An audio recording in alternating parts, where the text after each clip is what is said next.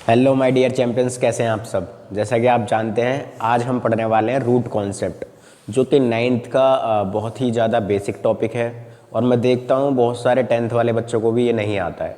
तो आज मैं इस वीडियो में आपको रूट जो कॉन्सेप्ट है वो एकदम अच्छे से क्लियर करने वाला हूँ।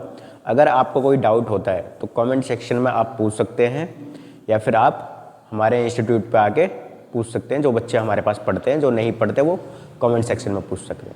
आइए पढ़ते हैं रूट कॉन्सेप्ट। सबसे पहले आपको मैं इसमें 4 ऑपरेशन होते हैं जनरली। कौन कौन से? आपका सबसे पहला होता है ऐड। भाई रूट में ऐड कैसे करते हैं नंबर्स को, ओके। देन हमारा दूसरा होता है सब्ट्रैक्ट। भाई सब्ट्रैक्ट कैसे करते हैं? जैसा ऐड करते हैं वैसे ही लगभग सब्ट्रैक्ट करते हैं। अब बात करेंगे मल्टीप्लाई कैसे करते हैं, तीसरी चीज, तीसरा ऑपरेशन। चौथा ऑपरेशन भाई डिवीजन कैसे करते हैं, इसमें डिवीजन कैसे करते हैं। तो ये सारी चीज़ें आपको पता होनी चाहिए कि रूट में कोई नंबर है, उसका एडिशन, उसका मल्टीप्लिकेशन, उसका डिवीज़न कैसे होता है, ये सब आपको पता होना चाहिए। आइए मैं एक बार बताता हूँ आपको। मान लीजिए सबसे पहले बात करते हैं एडिशन की। भाई एडिशन की ये होगी, मान लीजिए आपके पास कोई 2 सेम नंबर हैं जिन पे रूट लगा है और एडिशन कर रहा है, हमें उन्हें ऐड करना है। √2 + √2, इसका आंसर हो जाएगा 2√2। मान लीजिए √3 + √3 बराबर 2√3। अब बहुत सारे आप बच्चे कह रहे होंगे सर ये तो सेम नंबर है। अगर मान लीजिए डिफरेंट नंबर आ गया √2 √3, तो इसको कैसे ऐड किया जाएगा?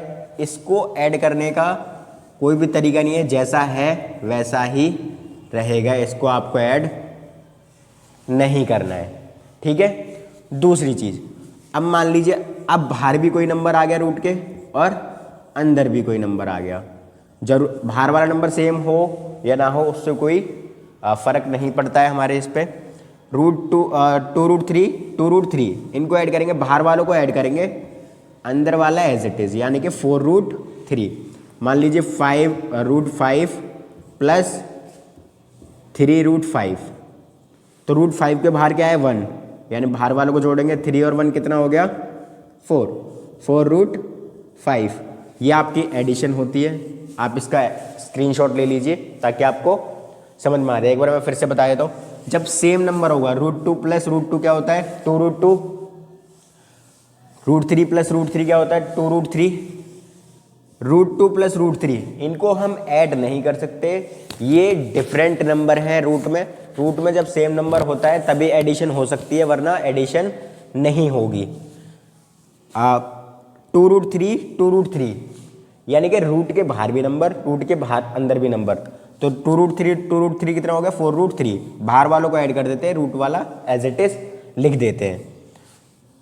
1√5 3√5 या √5 बोलो या 1√5 बोलो, एक ही है। अब √5 और 3√5 को जोड़ेंगे तो कितना आ जाएगा 4√5। ये थी आपकी एडिशन। अब हम बात करेंगे सब्ट्रैक्शन की। भाई सब्ट्रैक्शन कैसे करते हैं, तो आइए सब्ट्रैक्शन के बारे में भी जान लेते हैं। अब बात करेंगे सब्ट्रैक्शन की। सब्ट्रैक्शन में क्या है, जो सेम थिंग आपने एडिशन में किया था वही सब्ट्रैक्शन में करना है। फ़र्क सिर्फ इतना है, आपको यहाँ पे क्या करना है सब्ट्रैक्ट करना है। मान लीजिए कैसे, मान लीजिए √2 - √2 क्या हो जाएगा 0। √2 - √2 क्या हो गया 0। 3√2 - √2, तो देखिए 3√2 है यहाँ पे, 3√2 में से √2 चला गया, यानी कि आपके पास 3 रूट थे, उनमें से एक रूट चला गया, तो कितना बचेगा 2√2।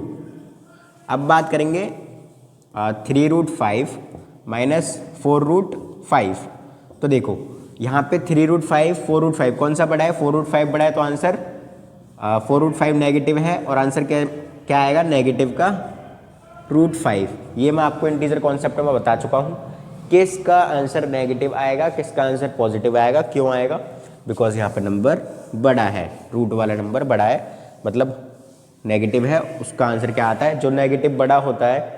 इंटीजर कॉन्सेप्ट में आपने पहले ही पढ़ चुके हैं, ठीक है। ये था हमारा सब्ट्रैक्शन। अब बोल दिया जाए आपसे डिफरेंट नंबर है √3 माइनस √2, इनको घटाना है। इनको आप सब्ट्रैक्ट नहीं कर सकते, जैसा है वैसा ही रहेंगे। ये था आपका सब्ट्रैक्शन। अब बात करते हैं हम वेरी वेरी इंपॉर्टेंट, सबसे ज़्यादा जो काम आने वाला टॉपिक है। अब बात करेंगे मल्टीप्लिकेशन की। सबसे ज़्यादा इसमें जो योग्यता कह सकते हो वो मल्टीप्लिकेशन की है। रूट कॉन्सेप्ट में आपको मल्टीप्लिकेशन बहुत अच्छे से आना चाहिए। जैसे मान लीजिए सेम नंबर है रूट में, √2 मल्टीप्लाई √2 क्या आएगा? 2 आएगा। बहुत सारे बच्चे कंफ्यूज रहते हैं, सर ये 2 क्यों आ रहा है, what is the reason behind of this, कि ये यहाँ पे 2 आ रहा है। आपको मैं बहुत ही सिंपल तरीके से क्लियर करना चाहूँगा यहाँ पे 2 क्यों आ रहा है। सबसे पहले 2 कॉन्सेप्ट से क्लियर कर देता हूँ आपको। मान लीजिए ये √2 है, ये √2 है। 2 2 से कितना हो जाएगा? 4। आंसर क्या आ गया? 2।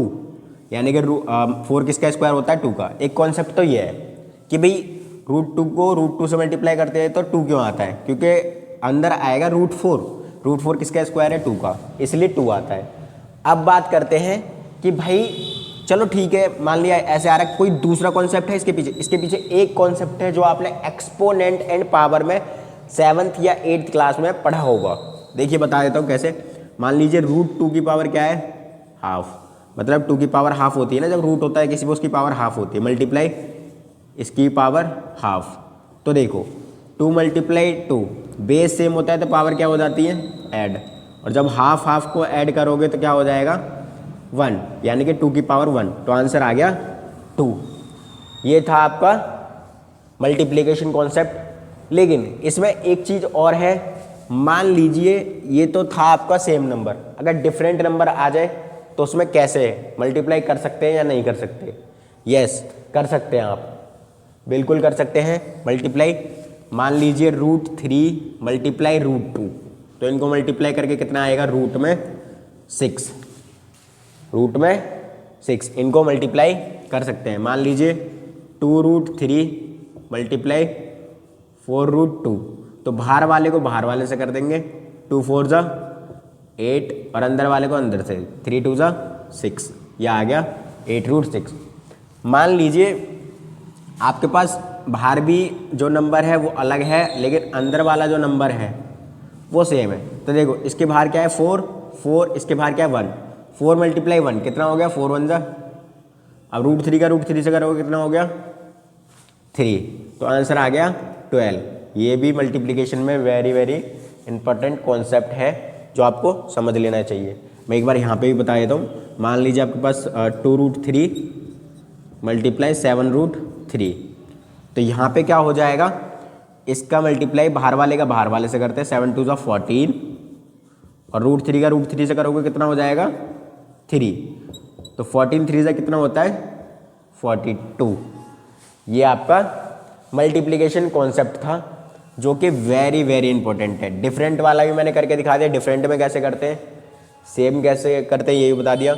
इसमें बच्चों को थोड़ी बहुत कन्फ्यूज़न हो सकती है। अगर आपको कोई भी कन्फ्यूज़न हो सकती है आप कमेंट सेक्शन में पूछ सकते हैं। अब बात करेंगे डिवीज़न की। लास्ट सेक्शन है मेरा डिवीज़न। 4 पार्ट थे इसके, 3 पार्ट ऑलरेडी आप समझ चुके हैं। डिवीज़न, डिवीज़न में क्या होता है? मान लीजिए √15 डिवाइड बाय √3, तो रूट कितने बार में आता है? 3 के टेबल में 15, 5 बार में। रूट नहीं हटेगा भाई, डिवाइड कर रहे हैं, रूट नहीं हटेगा। सबसे पहले तो आप ये देखो, ये जो नीचे वाला नंबर है और ऊपर वाला नंबर है ये बिलोंग करते हैं नहीं करते? बिलोंग मतलब 3 के टेबल में 15 आता है, यस। कितने बार में आता है? 5 बार में, 5 लिख दिया।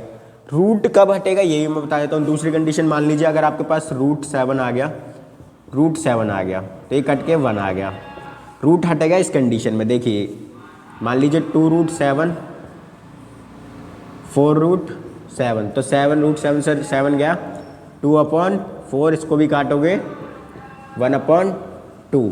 डिवीज़न में सबसे इजी जो है आपका डिवीज़न है। मान लीजिए, आई होप जो आज मैंने आपको पढ़ाया है वो समझ आया होगा। किसी भी बच्चे को, किसी भी विद्यार्थी को अगर किसी भी तरह की इसमें कन्फ्यूज़न है, या किसी को लगता है कि सर ये कॉन्सेप्ट एक बार दोबारा बनाया जाए, तो मैं उसे बना दूंगा। प्लीज़ कमेंट सेक्शन में आप बता दें। Thank you so much. Cosmos classes.